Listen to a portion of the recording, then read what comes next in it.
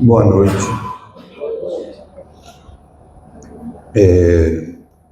Mais uma quarta-feira, onde a gente vem conversar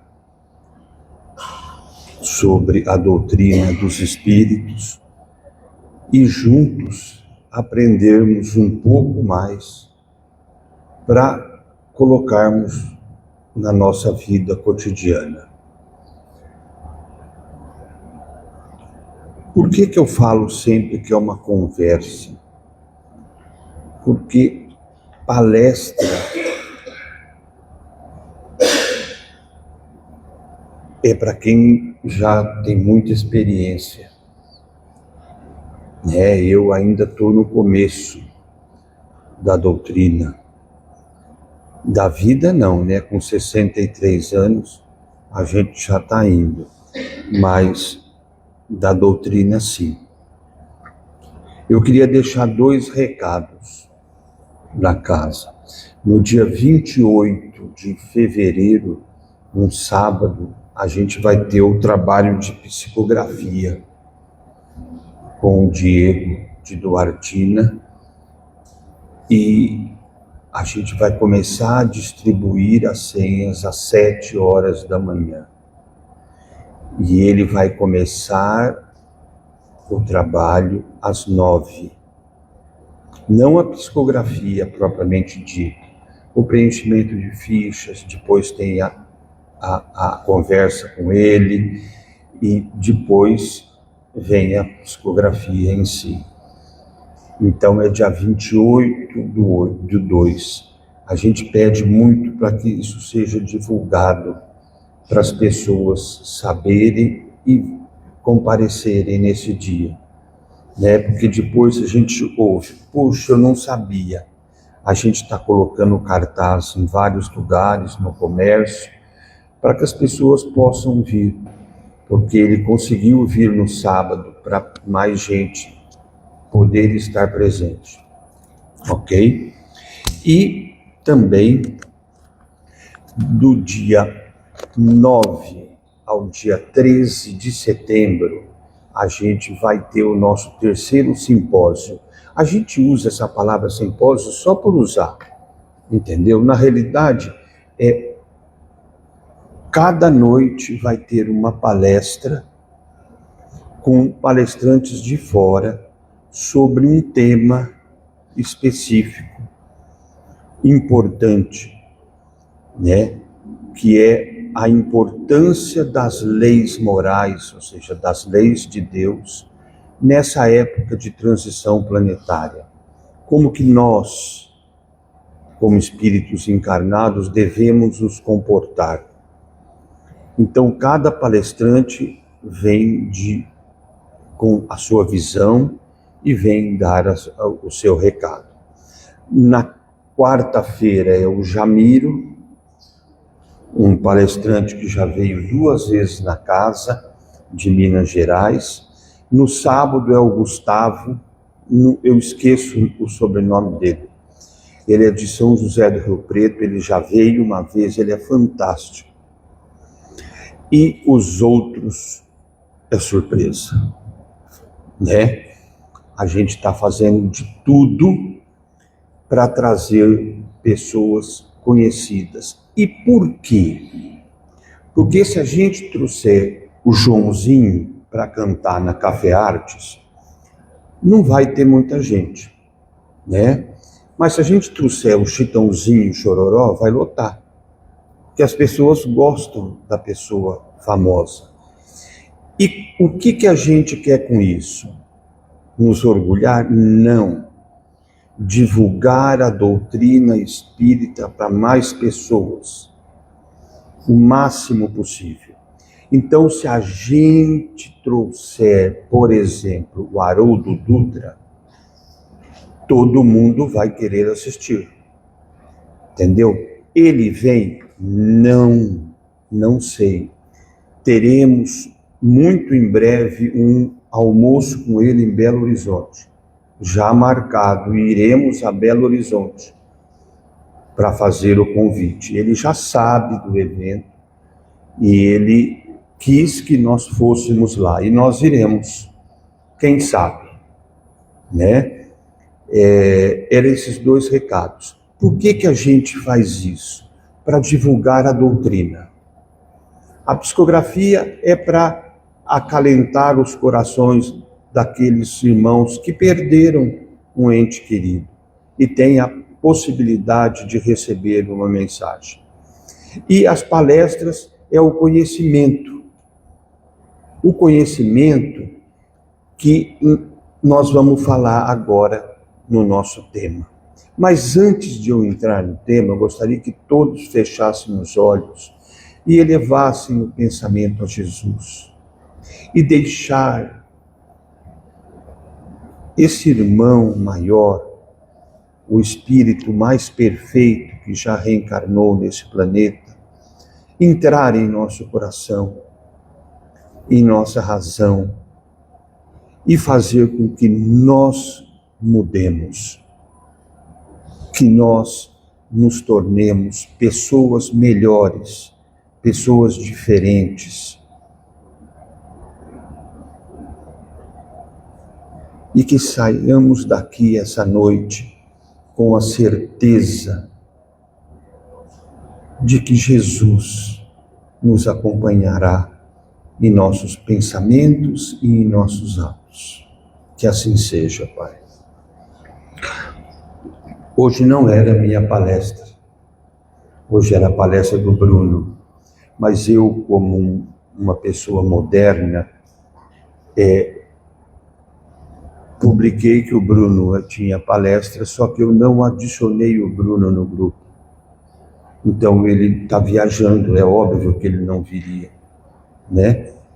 Depois que eu entrei em contato, ele falou, não, você não me adicionou. Isso é a tecnologia dos antigos, mas a gente aprende. Vocês receberam, quando vocês chegaram, 2 papéis. Toda quinta-feira, a gente tem um trabalho mediúnico na casa, com os médiuns preparados devido ao estudo da doutrina espírita. E o médium, ele psicografou essa pequena mensagenzinha, mas com um significado muito grande. Quando acordares, perceberá que a vida não foi por acaso. Tudo tem um porquê. Não obstante aos fatos, concilie as atitudes com a caridade, o perdão e o amor ao próximo. Tudo tem um enlace com Jesus, com a vida e com a luz. Entendereis o caminho. A gente está entendendo este caminho? A gente entendeu o caminho? Em agosto do ano passado, um espírita muito conceituado ligou para o Sérgio e disse, o Orson, e disse que tinha um palestrante para indicar para fazer uma palestra no dia 11 de janeiro, um domingo. E o Sérgio me passou. Eu entrei em contato com o Orson e falei, beleza, vamos fazer, sempre. O não existe. E passou-se. Outubro, novembro, dezembro, e de vez em quando o Orson me mandava mensagem, Edson, não esqueça do James, é dia 11 de janeiro. Eu já tinha marcado na agenda, né? Mas o tempo vai passando e eu liguei, e ele falava toda vez, ligue para o James, né? Entre em contato. E eu fui passando, tal, liguei para o James, era no domingo, eu liguei na segunda-feira, na mesma semana, né? E ele educadamente deu o tema, porque eu falei que eu ia fazer a arte para divulgar, e ele ficou hospedado em Garça, porque ele tirou as férias dele para fazer palestras em centros espíritas. E quando é as férias da mulher, eles também fazem palestra em centros espíritas. E ele veio no domingo, dia 11 de janeiro. Algumas pessoas vieram, a gente divulgou, eu sou meio chato, né? Boto no grupo, gente, estou esperando todos lá. O rapaz deu um show. Ele falou de Jesus. Na verdade, ele contou a história de Jesus. Do jeito dele, não teve um né na palavra dele, na palestra dele. Né? Ou seja, então, né? Não teve. Ele começou em primeiro, pôs a segunda, a terceira, estava na quinta, ele foi na quinta até o final. Ele deu um show. E ele disse isso sobre Jesus entrar no nosso coração. Como entrou no coração de tantas pessoas que ele citou, como Madre Teresa de Calcutá, como Chico Xavier e como tantos outros que mudaram a vida de pessoas. Então, quando a gente recebe uma mensagem dessa do médium que está aqui essa noite, e ele termina, o Espírito termina, entendereis o caminho. Nós estamos entendendo esse caminho? Essa é a pergunta, que não precisa de resposta. A resposta está no coração de cada um. Por isso a gente escolheu um capítulo do Evangelho, que deveria ser o livro que deveria estar no nosso criado mudo. Não pode mais falar criado mudo, né? Mas eu não tenho mais outra. Oi? Mesa de cabeceira, bonito, né?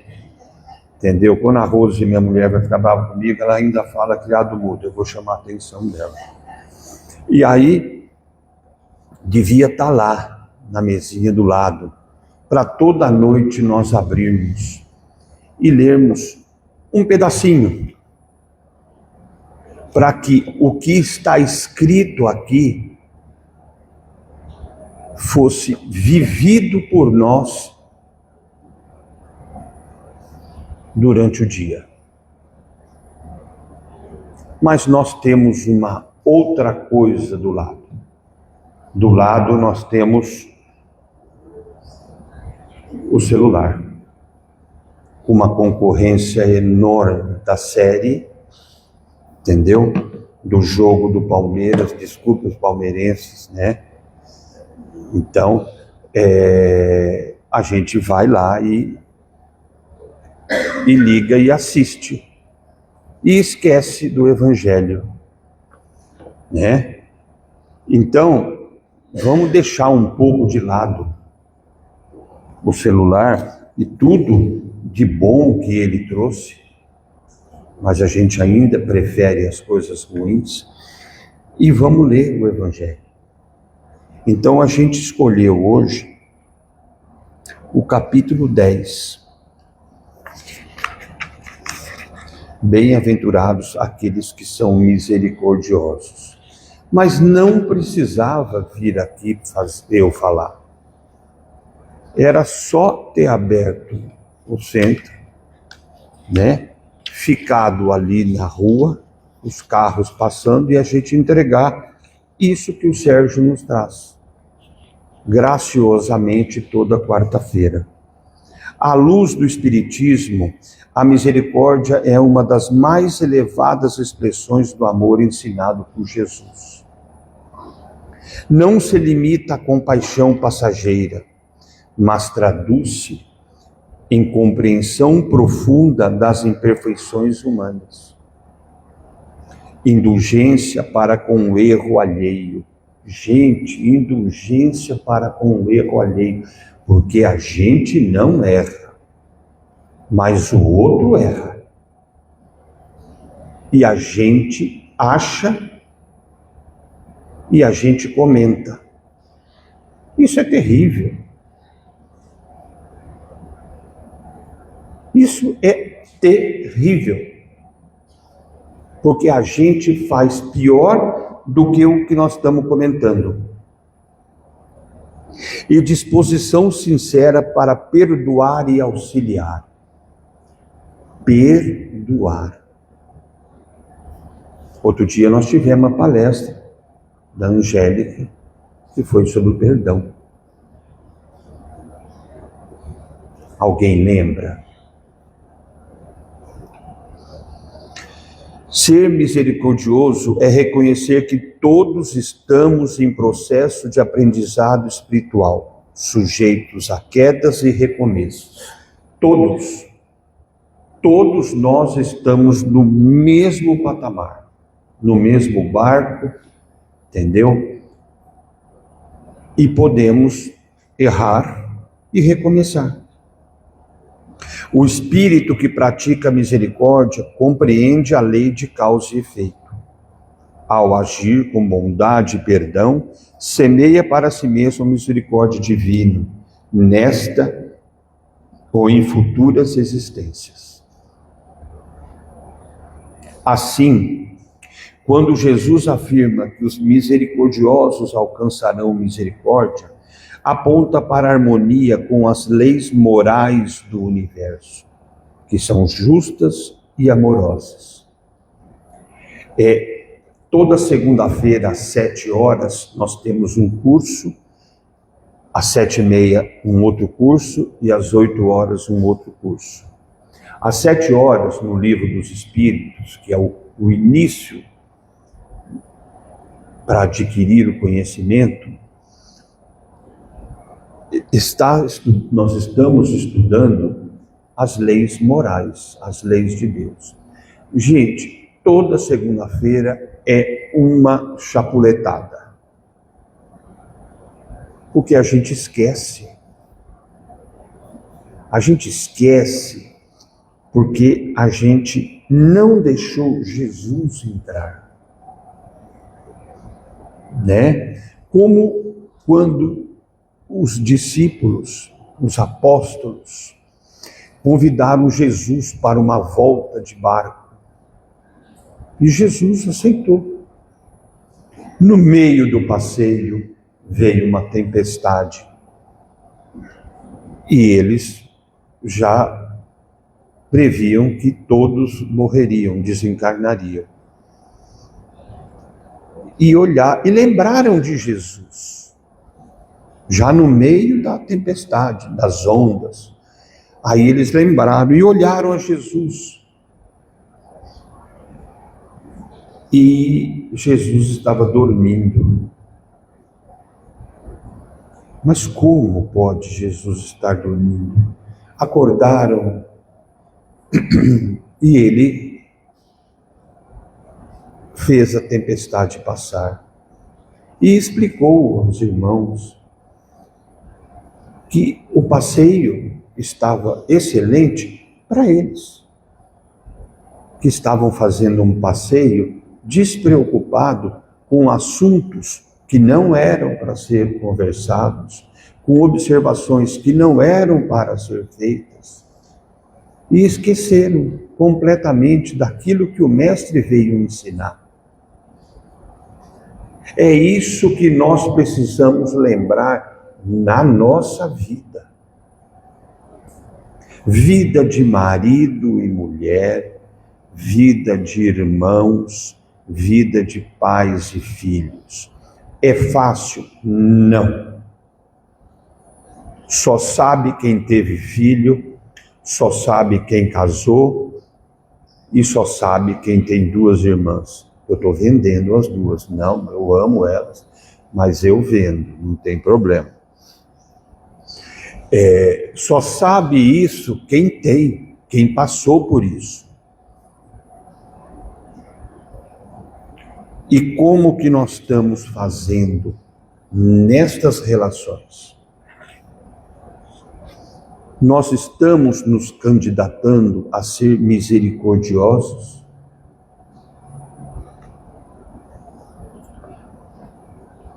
Muitas dores que hoje enfrentamos são oportunidades de resgate e crescimento. Muitas. A misericórdia para com o próximo suaviza essas provas, pois quem aprende a aliviar a dor alheia encontra amparo espiritual para suportar as próprias dificuldades. Ser misericordioso, portanto, é agir como Jesus agia. Acolher sem julgar, corrigir sem humilhar, ajudar sem esperar recompensas. É compreender que a verdadeira felicidade prometida nas bem-aventuranças nasce do coração que ama, perdoa e serve. Pronto. Mas nós vivemos num mundo, num planeta de provas e expiações, onde a competição é muito grande, onde o materialismo ainda impera, onde deu certo é quando ganhou dinheiro, quando enricou. Ah, o rapaz deu certo. Mas se ele deu certo e é feliz, ou ele deu certo e não é feliz?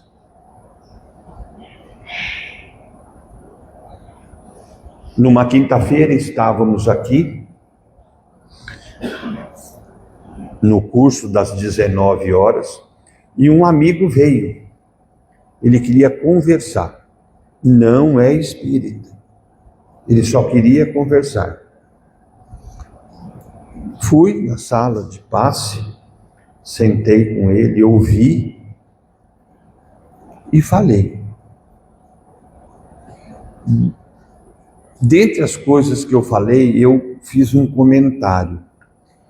Pode existir em Cafelândia, vamos pegar, falei para ele, só o nosso quintal, alguém feliz como eu, mas não.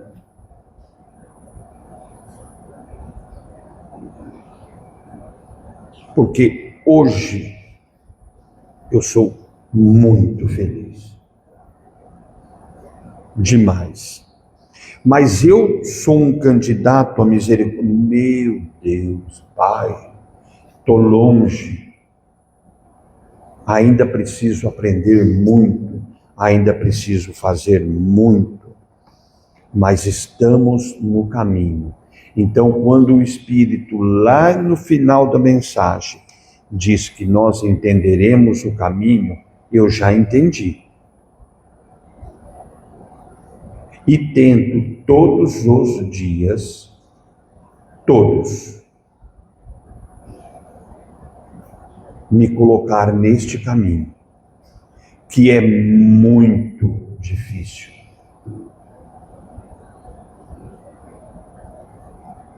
Dentro do capítulo 10, ele fala em perdão, que nós devemos perdoar sempre. Ele fala e para nós nos reconciliarmos com os adversários. Reconcilia-vos o mais depressa com o vosso adversário, enquanto estais com ele no caminho. Está aqui escrito, para que vosso adversário não vos entregue ao juiz, e que o juiz não vos entregue ao ministro da justiça, e que sejas aprisionado. Não tem juiz, não tem ministro da justiça, e nossa prisão é a nossa consciência.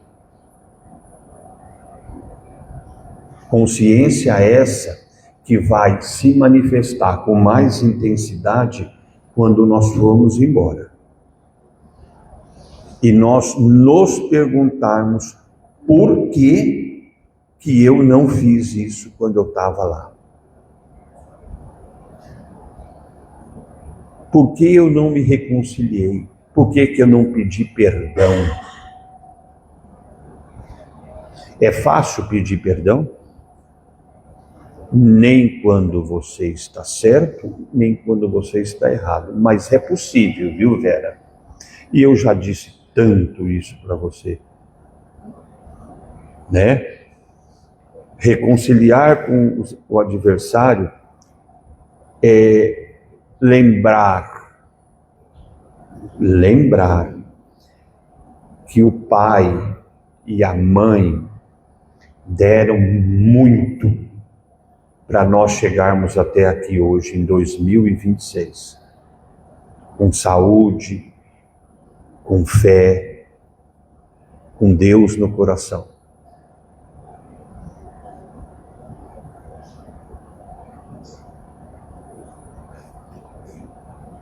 Não é fácil. Eu acredito que não seja. Mas é possível.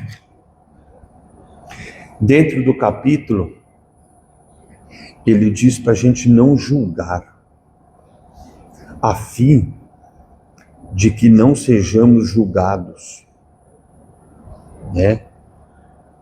É muito comum a gente julgar, porque a gente acha, né? A gente acha, então a gente comenta, a gente fala o que a gente não deveria falar, primeiro porque não é nosso. Por que eu vou julgar? Mas é muito comum.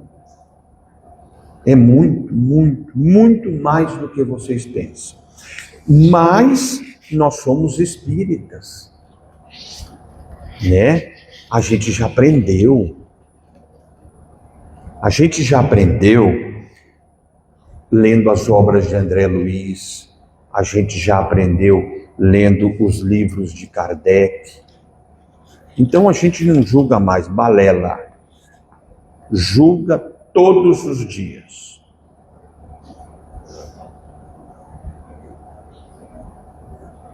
Essa semana passada, eu recebi uma mensagem, e Maria de Lourdes também. Maria de Lourdes é responsável, é a coordenadora do Mediúnico, de uma médium que mandou falando que ia sair.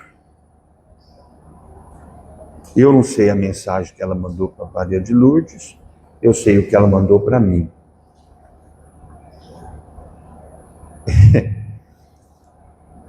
Julgar. A minha resposta foi ok. Só. E eu encontro diariamente. E todas as vezes que eu encontro, eu não comento. E não comentarei.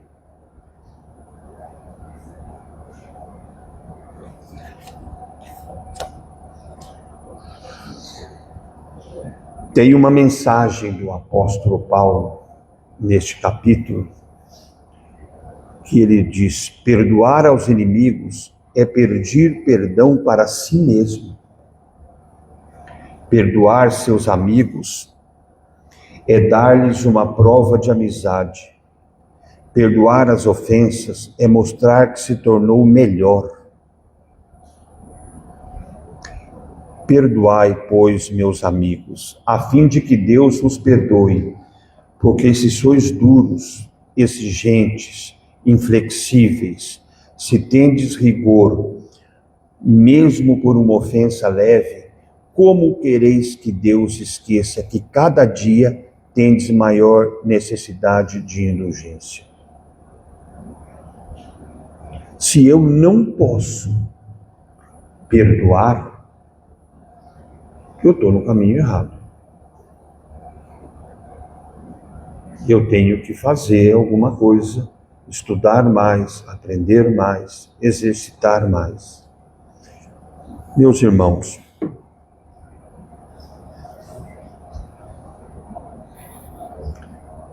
de todos os meus amigos, de toda a minha família, eu sou o único espírita, né?